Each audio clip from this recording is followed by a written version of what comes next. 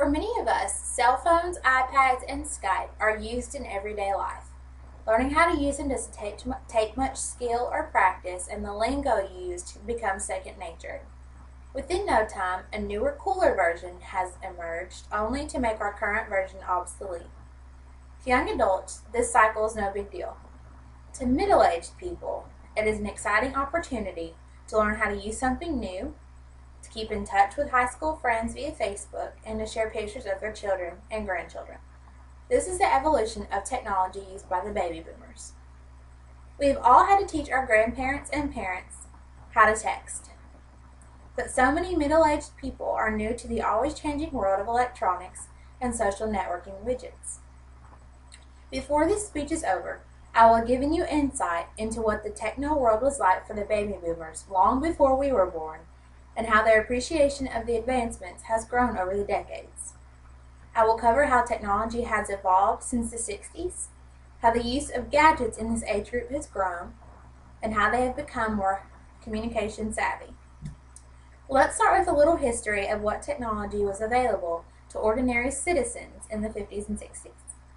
Up until the 80s, the only means of communication were the telegraph, mail, snail mail, and the telephone.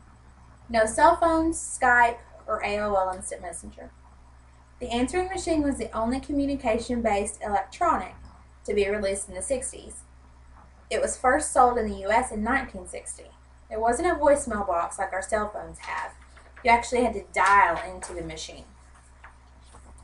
AT&T launched their first satellite to send signals from the ground to a giant balloon.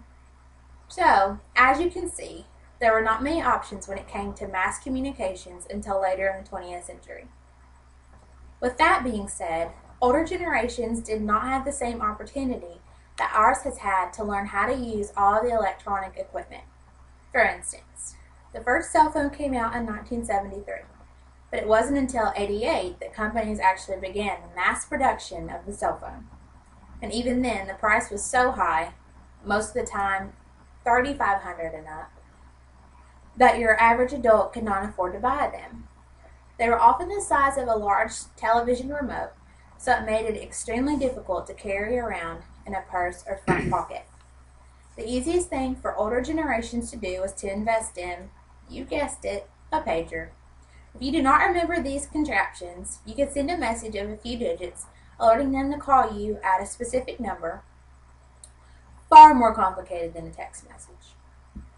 Now that you can see what few options they had, I'll now begin to tell you when technology began to take off in the older generation life.